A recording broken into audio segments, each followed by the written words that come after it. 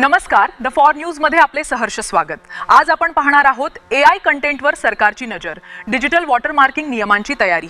भारत सरकारच्या ministry of electronics and information technology कडून नवीन AI धोरणाची चर्चा सुरू।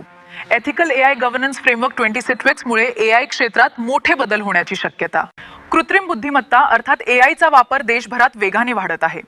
डीपफेक व्हिडिओ आणि एआय जनरेटेड कंटेंटमुळे सरकारची चिंता वाढली आहे। खोटी माहिती आणि फेक डिजिटल कंटेंट रोखण्यासाठी केंद्र सरकार तयारीत आहे।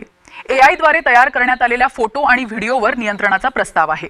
ऑडिओ आणि मजकुरावर डिजिटल वॉटरमार्किंग करण्याची योजना चर्चेत आहे। डिजिटल वॉटरमार्किंगमुळे एआय कंटेंट सहज ओळखणं शक्य होणार आहे। कोणता फोटो किंवा व्हिडिओ एआयने तयार केला आहे हे स्पष्ट होणार आहे। सोशल मीडियावर पसरवली जाणारी खोटी माहिती रोखण्याचा सरकारचा प्रयत्न सुरू आहे। ऑनलाइन बातम्या आणि डिजिटल जाहिरातींवरही सरकारची विशेष नजर आहे। सायबर सुरक्षा मजबूत करण्यासाठी हे पाऊल महत्त्वाचे मानले जात आहे।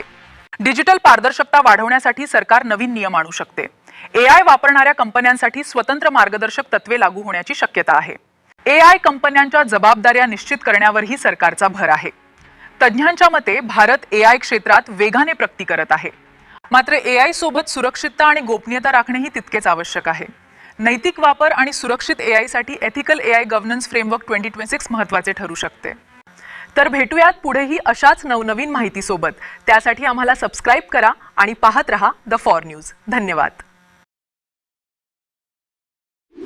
अशाच नवनवीन बातम्या पाहण्यासाठी सबस्क्राइब करा आमच्या चॅनलला आणि पाहत रहा द फॉर न्यूज।